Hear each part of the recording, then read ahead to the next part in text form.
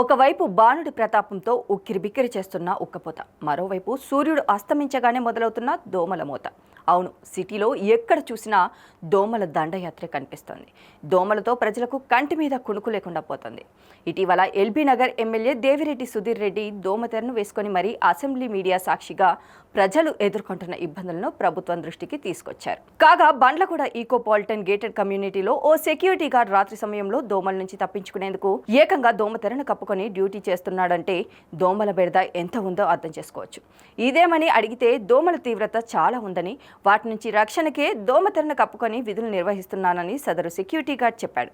ఇదిలా ఉంటే అదే కాలనీలో ఉండే బీఆర్ఎస్ నాయకురాలు సంబరాల శైలజ ఈకోపాలిటన్లో ఉంటున్న తన సోదరుడి ఇంటికి వచ్చారు.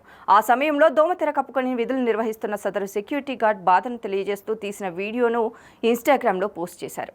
ఈ వీడియో ప్రస్తుతం వైరల్గా మారింది. ప్రభుత్వం ఈ దుస్థితిని చూసైనా స్పందించి దోమల నివారణకు తక్షణ చర్యలు తీసుకోవాలని పలువురు ప్రజలు కోరుతున్నారు.